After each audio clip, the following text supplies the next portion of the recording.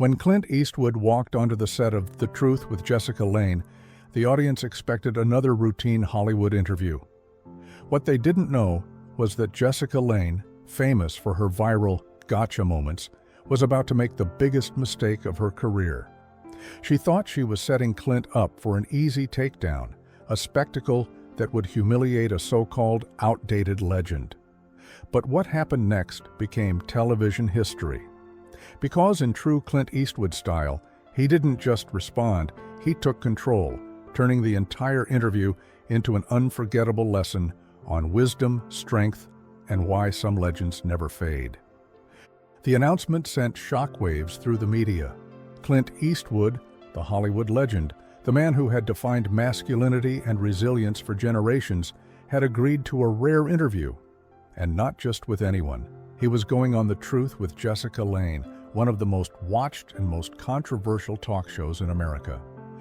Jessica Lange wasn't just a host, she was a brand. A sharp-witted liberal firebrand who had made a career out of tearing apart conservative figures on live television. Politicians, actors, authors, it didn't matter. If they didn't align with her worldview, she found a way to make them stumble, to trap them in their own words, to create the moment that would go viral before the credits even rolled. And now, she had her biggest target yet. The media went into a frenzy. News outlets ran endless segments, analyzing what might happen. Social media exploded with speculation. Would Clint Eastwood, a man known for his no-nonsense, old-school attitude, be able to withstand Jessica's signature gotcha tactics?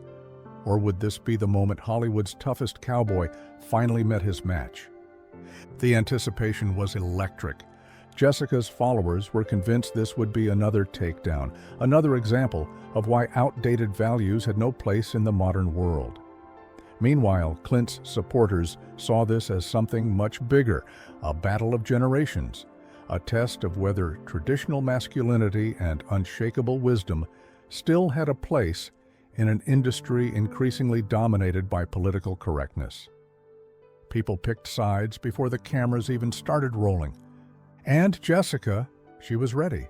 This was her domain, the arena where she had humiliated guests before.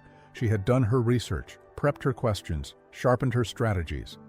She was confident that by the end of the interview, Clint would be just another outdated figure, struggling to justify his place in the world. But there was one thing she hadn't accounted for.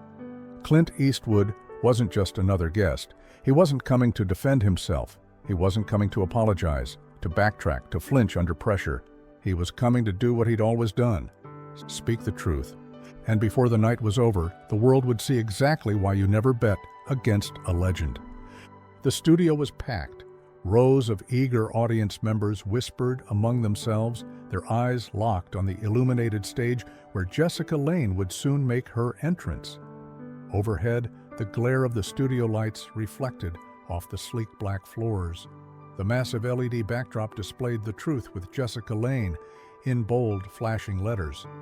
The show's signature intro music blared over the speakers. The energy in the room was undeniable. Backstage, producers scrambled to make last-minute adjustments. Camera angles were tweaked, teleprompters reviewed, every second fine-tuned to perfection. This was Jessica's world, every element designed to put her in control. She thrived on these moments. For years, she had made a name for herself by taking on controversial figures and dismantling them, piece by piece, on live television. It was her signature move. Press with relentless questions, interrupt at just the right moment, force the guest to either crumble or get defensive. Either way, she won. And tonight, she was up against one of the biggest names in Hollywood history, Clint Eastwood. He had been in the industry longer than she had been alive, a director, an actor, a cultural icon. His films had shaped entire generations, creating characters that stood for resilience, justice, and self-reliance. But that was then. Now? Now he was a relic of a different time. A time when men didn't apologize, when toughness was seen as a virtue, when speaking your mind didn't come with consequences. Jessica believed that time was over, and tonight she was going to prove it. The stage lights shifted. Jessica emerged from the wings, her blonde hair perfectly styled, her designer suit immaculate. She walked toward her chair with the kind of confidence that came from knowing she was in control. The crowd erupted in applause, their cheers filling the room. She flashed her signature smirk, raising a hand to quiet them down before taking her seat. The energy was building. Then, another shift. A second chair, a second microphone. A man stepped out onto the stage, Clint Eastwood. The applause started again, but this time it was different. It wasn't the usual enthusiastic cheer of a crowd eager to see their favorite talk show host take down another guest. No, this was a murmur of curiosity, of uncertainty. Because the moment Clint stepped into the spotlight, something changed. There was no stiffness in his walk, no hesitation in his movements. Despite being in his 90s, he moved with the same quiet authority that had made him a legend. His sharp eyes scanned the crowd, his weathered face unreadable. He was calm, unbothered. A man who had nothing to prove and everything to teach. And as he took his seat across from Jessica, resting his hands lightly on the armrests, one thing became clear. Jessica Lange might have thought she was in control, but Clint Eastwood had just taken the room. The cameras rolled. The bright studio lights softened just enough to create an intimate, conversational setting. Jessica Lange sat across from Clint Eastwood, her expression warm, polished, professional. She was a master at this, starting with charm, setting her guests at ease before tightening the noose. "Clint," she began, her voice smooth as silk, "I just have to say, it is truly an honor to have you here tonight." The audience clapped. Some cheered. Clint gave a small nod, a slight smirk playing at the edge of his lips. He didn't say anything yet. He just let Jessica talk. She continued, leaning forward slightly. "You have had one of the most incredible careers in Hollywood. I mean, Dirty Harry, The Good, the Bad, and the Ugly, Unforgiven, films that have shaped cinema, inspired generations." She gestured dramatically, turning to the audience. "This is a man who defined an entire era of filmmaking." More applause, a few whistles. Jessica turned back to Clint. "I mean, really, did you ever imagine, back when you first started, that you'd become this much of a legend?" Clint let the question hang for a moment, his fingers lightly tapping the armrest of his chair. Then, in that slow, gravelly voice that had carried through decades of cinema, he replied, "Nah, I was just working." The crowd chuckled. Jessica smiled, nodding as if they were old friends sharing a nostalgic moment. She wasn't rushing. She wasn't pushing. Not yet. Instead, she eased into the conversation, throwing in a few more compliments, asking him about his directing career, his thoughts on modern Hollywood. Clint played along, answering in short, measured sentences, never saying too much, never over-explaining. But he wasn't fooled. He knew how this game worked. And sure enough, after a few more minutes of friendly back and forth, the shift happened. Jessica adjusted in her seat. The warmth in her expression cooled just a little. The smirk that had been lying dormant beneath her carefully crafted charm began to surface. The audience felt it too. This was the moment they had been waiting for.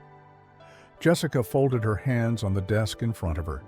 Her eyes sharpened, her voice still pleasant, but laced with something new. "Well, Clint," she said, tilting her head, "times have changed, and I'd love to get your thoughts on that." And just like that, the real interview began. Jessica Lange was an expert at this. She had spent years perfecting the art of the perfectly phrased question, the kind that didn't just challenge a guest, but framed them in a way that made defending themselves almost impossible. And now, she was about to set the trap. She leaned in just slightly, enough to create the illusion of sincerity.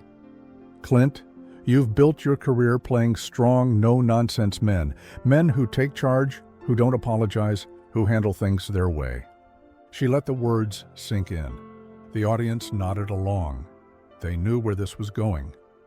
Jessica continued, her voice light, almost playful. "But we live in a different time now. People talk about toxic masculinity. about how Hollywood has moved toward a new kind of leading man, one who's more in touch with his emotions, more willing to show vulnerability. The crowd chuckled, some smirked. Then she delivered it, the loaded question. "So, Clint," she tilted her head just slightly, "do you think your brand of masculinity is outdated?" Boom. The audience chuckled again. Some leaned forward in anticipation. They had seen this before. They had seen Jessica do this to guests who weren't prepared for it. It was a trap question. If Clint said yes, then he was admitting that his legacy, his career, everything he had built was outdated. That he, Clint Eastwood, the very symbol of classic masculinity, was no longer relevant. If he said no, he'd be painted as stubborn, resistant to progress, unwilling to accept the modern world. Jessica Lange had him right where she wanted him, or so she thought. Because while the audience chuckled, while Jessica sat back with that signature smirk, waiting for Clint to scramble for an answer, he didn't. He didn't shift in his chair. He didn't clear his throat. Instead, he just sat there, calm, unmoved. He simply tilted his head slightly, watching Jessica with those sharp, piercing eyes, like a man who had just spotted a rattlesnake in the grass, but wasn't the least bit surprised. He let the silence stretch. Jessica's smirk wavered just for a second. The audience stopped chuckling. And finally, when he was ready to speak, Clint Eastwood did what he had always done best. He fired back. And when he did, it wasn't just an answer, it was a masterclass. The silence was thick. Jessica Lange sat poised, waiting. The audience, once buzzing with anticipation, had quieted, eager for the moment when Clint Eastwood would stumble, when he would fumble for words, when he would confirm exactly what they were expecting. An outdated, old-school man struggling to defend himself in a world that had moved on. But Clint Eastwood wasn't a man who stumbled. He let the silence breathe. Then, finally, he spoke. His voice, low and gravelly, cut through the stillness like a knife. "Because I believe in hard work, discipline, and standing by my word, that makes me outdated?" No anger, no raised voice, just a calm, deliberate question that landed with the force of a hammer. The room shifted. A few people in the audience exchanged glances. Others straightened in their seats. The tension that had built in Jessica's favor just moments ago was suddenly slipping away, shifting toward the man across from her, the one who had spent a lifetime in the director's chair, knowing exactly when to let a moment sit, when to push forward, when to pull back. Jessica blinked. This wasn't how this was supposed to go. She had expected resistance, sure. She had expected the usual defensive answers, the awkward deflections. But not this. Not a simple, powerful statement that forced the question back onto her. She couldn't let the moment get away. So she laughed, a light, rehearsed chuckle, the kind that said, "Oh, come on now, Clint. Let's not pretend this is a real argument." "Well," she said smoothly, shifting in her chair, "I think it's safe to say that the world has changed a bit since Dirty Harry. Wouldn't you agree?" She glanced at the audience for reassurance. A few chuckled, but the energy was different now. Clint didn't move, didn't blink, didn't flinch. Jessica cleared her throat, pressing forward. She couldn't let him control the pace. She had to pull him back into her frame, get him playing defense again. So she went for another angle. "You've played violent, gun-slinging characters for decades," she said, voice measured, calculated. "Don't you think we need heroes who don't rely on toxic masculinity to solve problems?" The audience chuckled again, some nodding in agreement. This was her reset. And for a brief moment, she thought she had control again. But Clint Eastwood wasn't done yet. He leaned forward. And just like that, the trap was set. Jessica saw her opening and took it. She had reframed the conversation, moved it away from Clint's first unexpected counter. Now she was back in her comfort zone, on the offensive, steering the conversation toward the phrase that had become a cultural lightning rod: toxic masculinity. She was counting on Clint getting defensive, pushing back too hard, proving her point for her.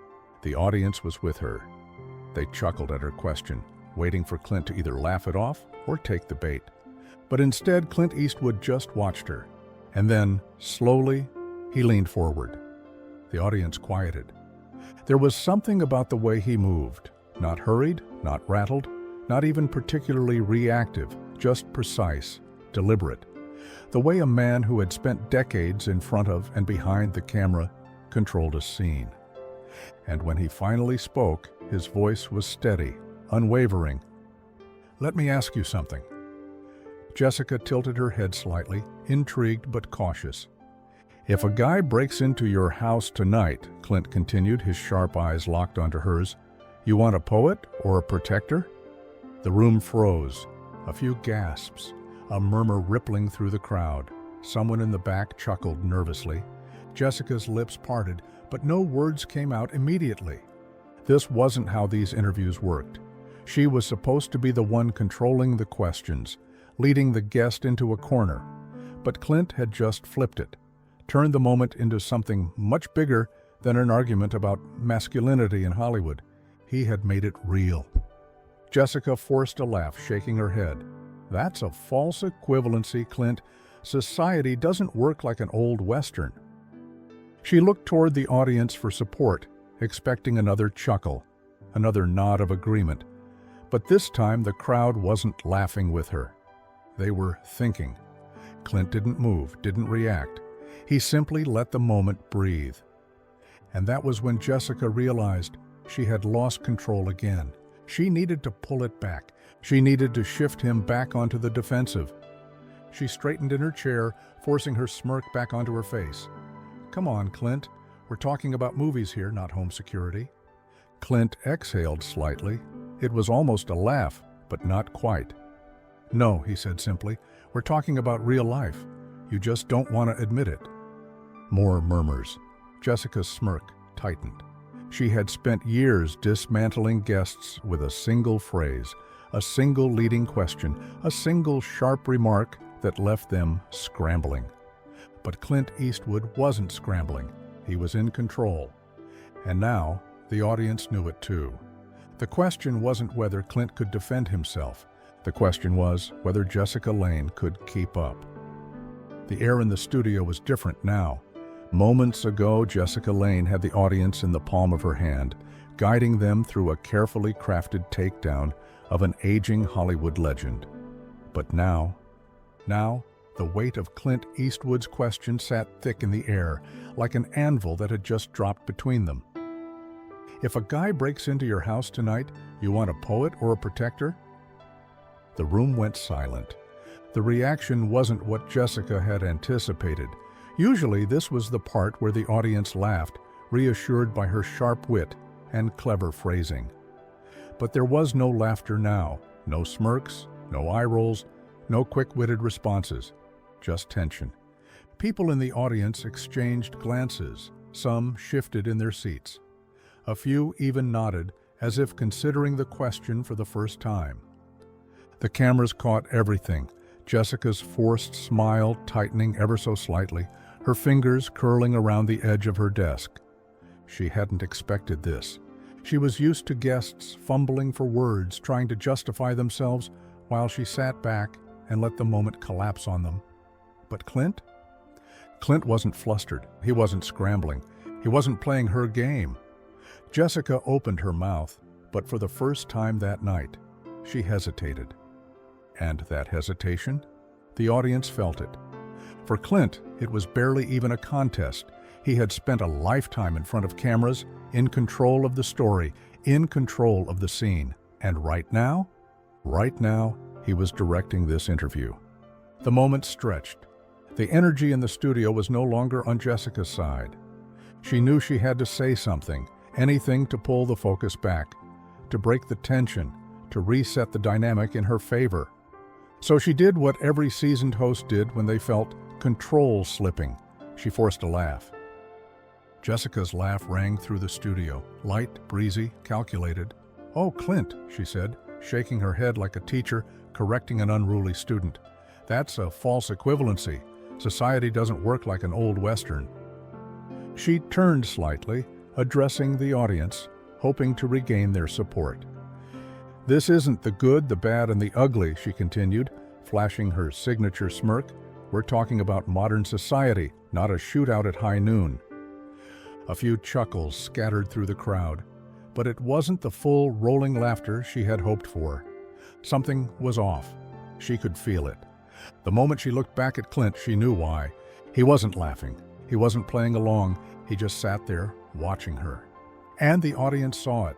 Jessica's tactic had worked so many times before: dismiss, reframe, control the pace. But now it felt forced. Because Clint's question wasn't a joke. It wasn't a throwaway remark designed to win a moment. It was a gut check, something that cut straight through scripted debates and into the real world. And now, the audience wasn't just watching. They were thinking. Jessica saw it. She saw the woman in the third row, arms crossed, nodding slightly. She saw the man near the front, his expression more serious now than it had been minutes ago. She saw the shift in the crowd, the undeniable shift. Her laugh faded. She was losing them. She knew it. Clint knew it. And worst of all, the cameras knew it. She forced herself to press forward. "Look," she said, her tone still light, but with just a hint of strain. "I think we can all agree that society has evolved. We don't need violence or outdated notions of masculinity to solve our problems anymore."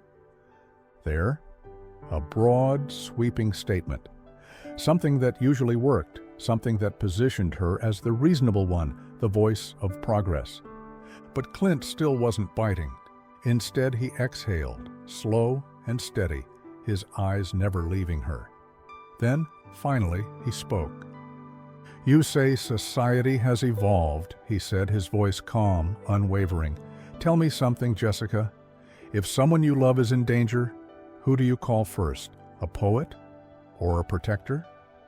This time, there was no forced laughter, no quick-witted comeback, just silence.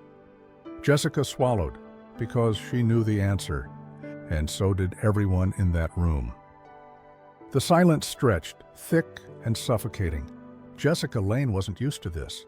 She was the one who dictated the pace of the conversation, the one who guided guests into rhetorical traps and walked away with a viral moment. But right now, Clint Eastwood had flipped the script. He leaned back slightly in his chair, exuding the kind of effortless control that came from years of experience, not just in Hollywood, but in life. He didn't raise his voice. He didn't rush his words. Instead, he let them land like a hammer on steel. "You sit here in your safe, air-conditioned studio because tough men built this country and keep it running." The room shifted. Jessica's smirk faltered. The casual, relaxed grip she had on her cue cards tightened just a fraction. The audience, which had been so eager to laugh at her last quip, now sat in an uneasy quiet. The mood had changed. Because Clint's words weren't abstract. They weren't theory. They were truth. People knew it. They might not have admitted it out loud, but deep down, they understood what he was saying. The roads they drove on, the buildings they lived in, the safety they took for granted, those things didn't just appear. They were built, secured, and maintained by men and women who didn't spend their days debating the meaning of masculinity on talk shows. They just did the work. Jessica cleared her throat, shuffling her cue cards. She needed to pivot. Fast. "Clint," she started, forcing a smile back onto her face, "I don't think anyone is questioning the importance of hard work." She glanced toward the audience, hoping to regain their support. "But don't you think times have changed? We don't have to rely on outdated notions of toughness to survive anymore." A few people chuckled weakly. It wasn't the full reset she needed, but it was something. Clint just shook his head. "Changed?" He let out a dry chuckle. "Lady, if the power goes out tomorrow, you're going to want someone who knows how to fix it, not someone who knows how to complain about it on Twitter." The audience erupted. Jessica's face twitched. This wasn't going how she planned. She needed to hit back, hard. And when a guest refused to back down, she had one tried-and-true method left. She'd make them look old, outdated, irrelevant. It was time to pull her signature move. Jessica forced a light-hearted chuckle, shaking her head as if Clint had just proven her point instead of his own. "Look, Clint," she began, her tone now deliberately softer, almost patronizing. "I respect your career, really. I do." Clint said nothing. "But don't you think it's time to step aside?" she continued, tilting her head. "Maybe let the younger generation take the lead." A ripple of laughter rolled through the audience. There it was, her signature move. It always worked. Paint the guest as outdated, out of touch. Frame them as a relic of the past, someone desperately clinging to relevance while the world moved on without them. It was the kind of dig that didn't require a direct insult, just a nudge in the right direction, letting the audience fill in the blanks. And usually it worked flawlessly, but not tonight. Clint let the laughter roll through the studio, unmoved. He didn't shift, didn't blink, didn't even acknowledge the attempt. He just let it breathe. Then, in the same calm, measured tone, he fired back. "Funny? I remember when people used to respect their elders instead of trying to replace them." The audience froze. The laughter died. Jessica's smirk vanished. She had walked right into it. Because now it wasn't about Clint being old. Now it was about respect. And suddenly, her jab didn't seem so clever anymore. The people in the audience, the ones who had chuckled at first, were now reconsidering what they had just laughed at. Jessica could see it in their faces. She had played this game 100 times before. But this time she was up against a man who wasn't playing. And now she was the one scrambling to keep up. Jessica Lange sat frozen, her smirk wiped clean off her face. The moment she had planned, the one where she'd make Clint Eastwood look like a relic of the past, had just backfired in spectacular fashion. Across from her, Clint didn't gloat. He didn't press his advantage.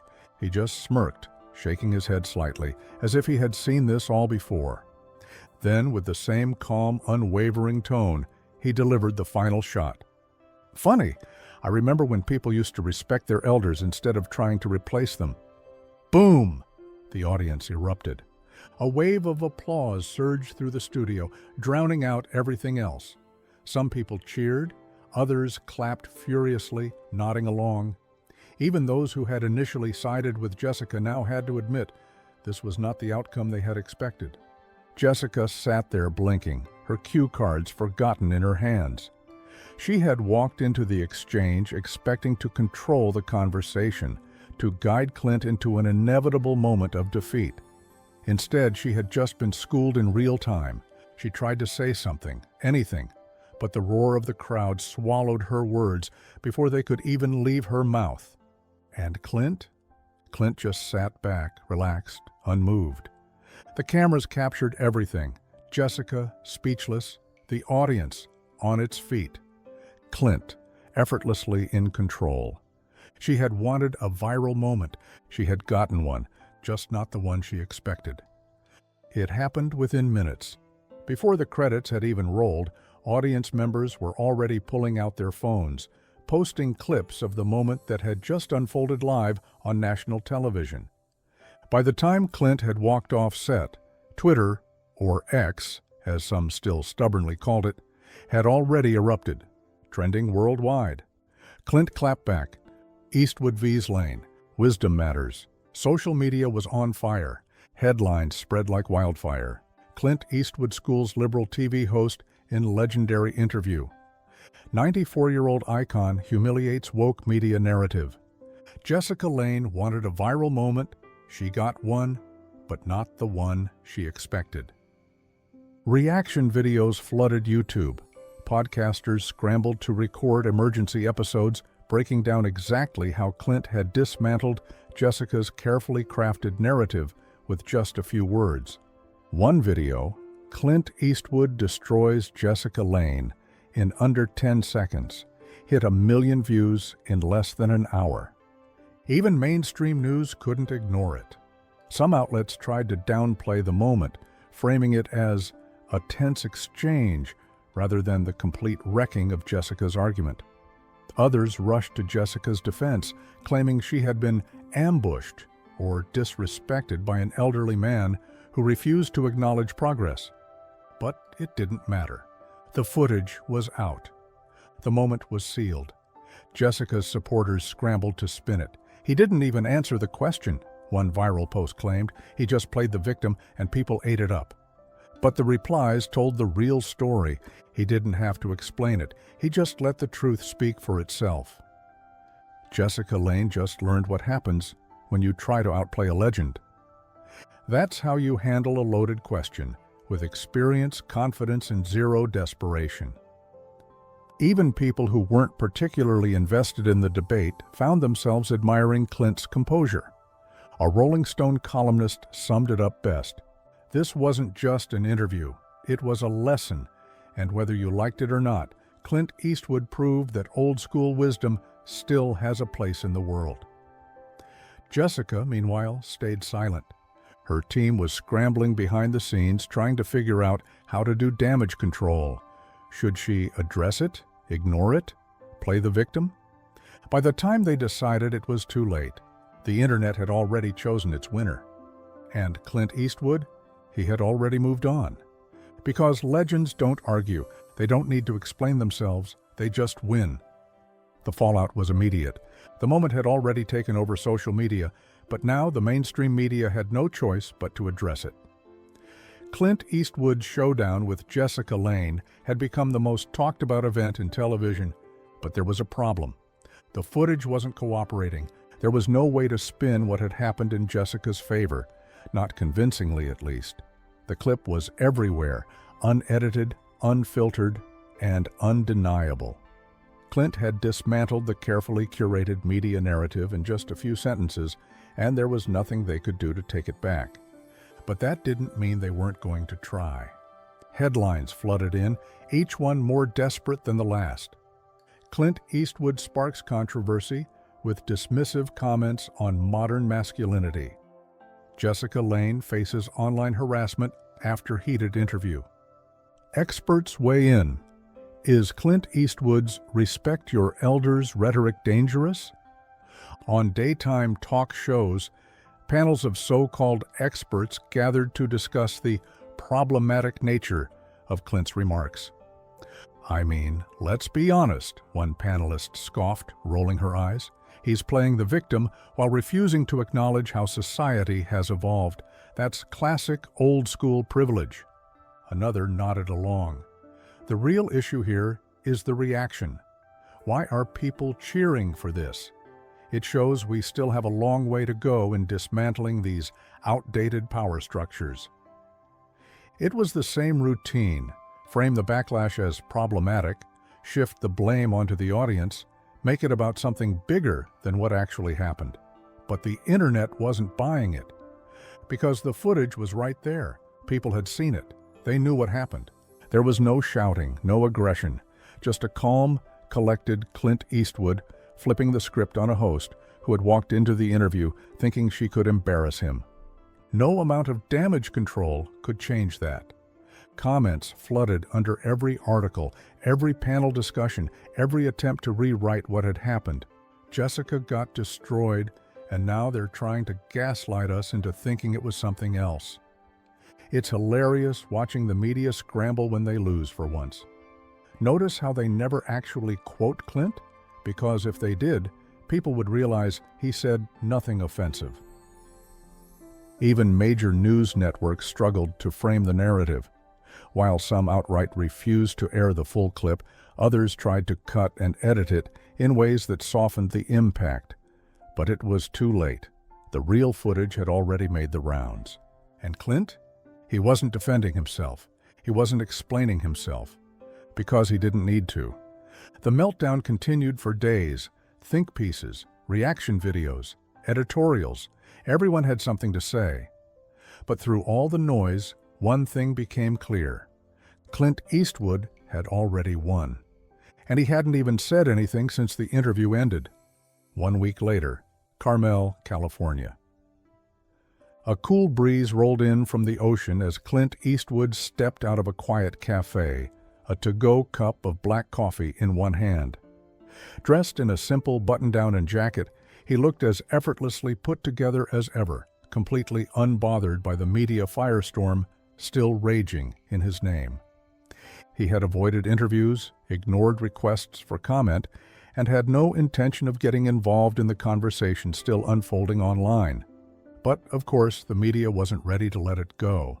A young journalist, likely fresh out of college, spotted him from across the street and immediately rushed over, microphone in hand. "Mr. Eastwood," she called out, slightly out of breath as she caught up with him, "can I ask you a quick question?" Clint paused mid-step, raising an eyebrow as he glanced her way. She smiled nervously, gripping the microphone tighter. "A lot has been said about your recent interview with Jessica Lange," she continued, her voice cautious but eager. "It sparked a lot of debate. Some people think you made a powerful statement. Others think you were dismissive of real societal issues." She hesitated, then asked the question everyone was waiting for. "Do you have any response to the viral moment?" Clint took a slow sip of his coffee, adjusted his jacket, smirked. Then, without breaking stride, he muttered a simple, effortless, "Nope." And just like that, he walked away. The journalist stood there, stunned, microphone still outstretched, as Clint disappeared down the street without another word. No grand statement, no social media post, no desperate attempt to control the narrative. Because Clint Eastwood didn't need to explain himself. The moment had already spoken for itself. And real legends? They don't argue. They don't plead their case. They just walk away. The dust had settled, but the conversation had only just begun. Clint Eastwood's interview with Jessica Lange had gone from a viral moment to something bigger, something deeper. It wasn't just about a Hollywood legend shutting down a talk show host. It wasn't just about a clash of ideologies. It had become a litmus test for the culture itself. People weren't just talking about what Clint had said. They were talking about what it meant. Were we too quick to dismiss old-school values? Was toughness really outdated, or was it still necessary? Had we reached a point where experience and wisdom were being written off as irrelevant just because they came from an older generation? The internet was divided. On one side, media personalities and cultural critics clung to the argument that Clint's response was a deflection, an attempt to avoid engaging with real issues. They claimed his stance was stubborn, antiquated, and out of touch with modern sensibilities. But on the other side, a much larger conversation was taking shape, one that wasn't about partisanship, one that wasn't about Hollywood, one that asked a simple but uncomfortable question. Have we lost respect for the people who came before us? The interview had exposed something raw in the culture, something that had been bubbling under the surface for years. The divide wasn't just about politics or generational differences. It was about the devaluation of wisdom. Some called Clint's moment with Jessica a masterclass in composure. Others saw it as proof that dignity and confidence were still stronger than outrage and theatrics. Memes flooded the internet, not mocking Clint, but celebrating his ability to dismantle an argument with nothing more than a smirk and a well-placed question. One clip in particular went viral. Clint, leaning forward, asking that now famous question, "If a guy breaks into your house tonight, you want a poet or a protector?" It wasn't just a witty remark anymore. It had become a philosophy check. And people weren't just laughing at the way Jessica had stumbled. They were reassessing their own views. Podcasts, op-eds, YouTube breakdowns, everyone had something to say. Some debated whether society had gone too far in rejecting traditional masculinity. Others wondered if toughness still had a place in a world that often preached sensitivity above all else. The conversation was no longer about Clint versus Jessica. It was about what we valued as a culture. And the best part? Clint Eastwood hadn't debated anyone. He hadn't raised his voice, hadn't gone on a media tour to clarify his comments, hadn't engaged in endless online arguments. He had let the moment speak for itself, because that's what real strength looks like. No grandstanding, no viral tweet storms. Just a man who had lived long enough to know that in the end, the truth doesn't need defending. It just is. And sometimes all it takes is one moment, one question, one glance, one smirk, to remind the world that some things never go out of style. Want to hear more of this? Then click on the video on the right-hand side, which is even more insane.